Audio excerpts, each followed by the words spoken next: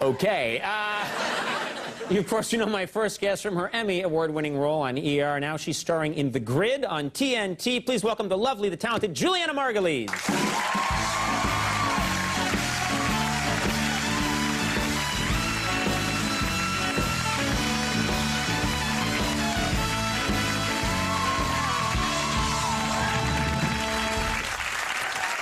You look stunning. Thank you so much. Yeah, you look fantastic. Thank you. I understand you've been in New York for a bit, and you've been hanging out in the Hamptons. Is that right? Well, I went there for a weekend, last weekend. Right. Because I was invited out, so I went. I haven't hung out there much, but... There's nothing, no shame in hanging out in the No, Hamptons. I'm not very tan, as you can see. I don't do the beach really much. Can you get a tan? You have very beautiful skin. Do you have a hard time? I can get one, if, but I don't, because it's bad for you. Right, right. But, I mean, I love the sun, but it's bad. But I did try recently, I did a mystic tan. Yeah, I've heard about this. What is mystic tan? Do you know what a mystic tan is? Well, the next movie I'm doing, it takes place in the 80s, and I'm supposed to be very tan in it. Mm-hmm. So I don't want to sit out in the sun and get all leathery, so I thought I'll try a mystic tan. It's like walking into a car wash for human beings, only when you come out, you're brown. So what is it? So it's a fake, it's like they're spraying something on you that's fake. Yeah, you literally walk into this little booth, and you're naked, and... That's the part I couldn't do. I couldn't do the naked part. I don't like to be naked. No one's there. It doesn't matter. It's just you in the booth. I'm very uptight. I can't be naked even alone in a booth. You gotta let go a little. Can't happen. Okay. Not gonna happen. So you're not gonna have a mystic tan. Well, keep telling me what it is, because I want to know what it is. You get into a booth. So you get in, and you press the level tan you want, and I was just nervous about it. Like, Pamela Anderson apparently does 3. You know, I did 1 because I'm a little white, so... Right. And you put your hands up like this, and you close your eyes, and you hold your breath. And for 14 seconds, these sprayers go up and down your body. Oh, my God. Yeah, and then you have to quickly turn around, and you have like a second to turn around. Do you know when to turn around? Is there a mechanical voice that says, "And now turn around for alternate side tanning"?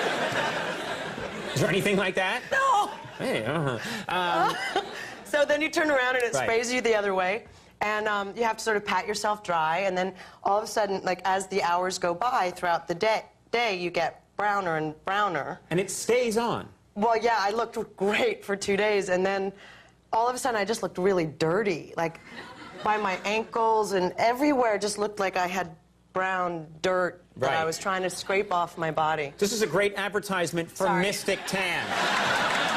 You know what I love is that the Mystic Tanning people were thrilled when in the segment began, like, you know, there's this thing, Mystic Tan. They're like, this is free publicity. And then, but then you get all dirty and gross. You get a little dirty. Obviously, I have to go more times. I think I was...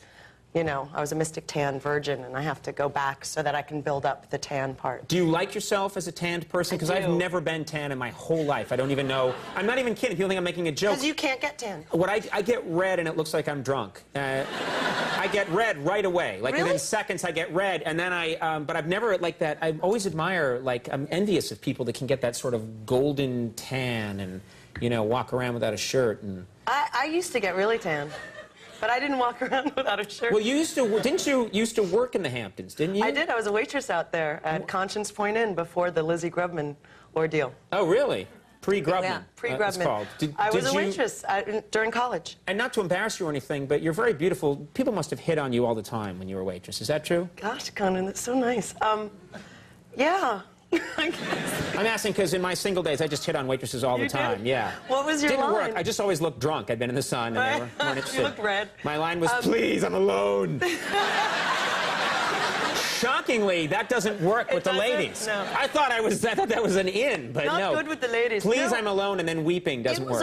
It was wild out there when I was 18 years old and waiting on, you know, all these celebrities. Famous people? Lots of famous people that were, yeah, it was.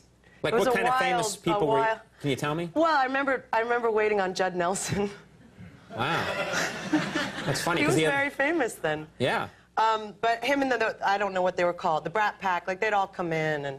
That's such an 80s thing. The doors flung open and the Brat Pack comes walking in off their motorcycles. They came in, and I was running around and, you know, I can't really... Now I've named people, so I can't really say things that happened, because I don't want to get anyone in trouble. Oh, okay. Well, that makes for a fun story. I'm sorry. Something bad happened? Well, no, there's a lot of drugs going on out there in the 80s. That was the 80s. Everyone was into it. There's no shame. And people, not celebrity people, but there's a lot of money out there, especially, this is 1988 or something. Right. And they used to tip in grams of Coke. And you'd go, well, if you can afford the $100 Coke, right, can I have the $100? Right, right. And that really was, that's how a lot of waiters and waitresses got tipped. I would have been, not me. I would have been so naive, but I would have been like, you forgot your white powder! You know? The flour for the cookies? Whoa, you know, I would have been... But again, I'm an was ass. it hard? It was hard for you. My past was hard? Yes, that's what this talk show is all about. It should be late night with Conan's sorry time in the 80s. Yeah. I have a hard time believing that. Oh, well, I do, a little bit. It wasn't always like this. What does that even mean? Thanks for one woo out of 210 people. Let's talk about the grid. Okay.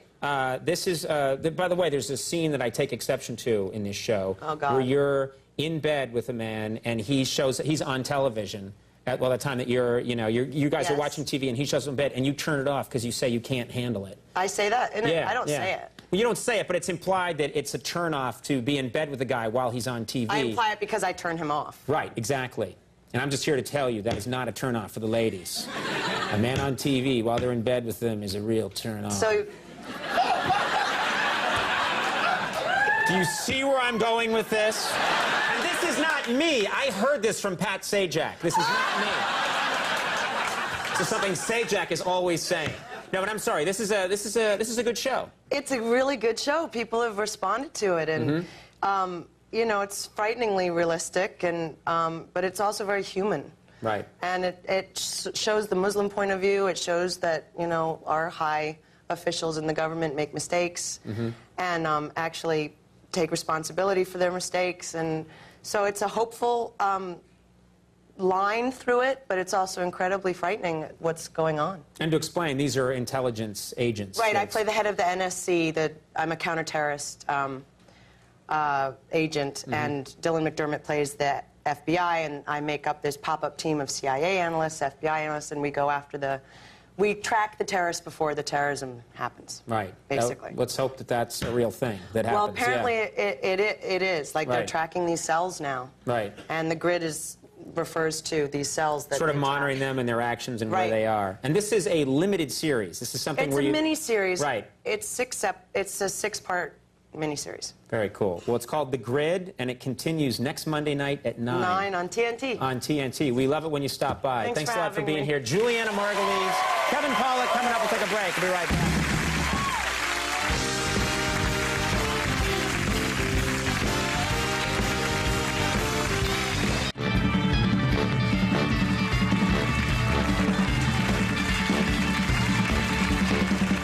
Demon Bongos.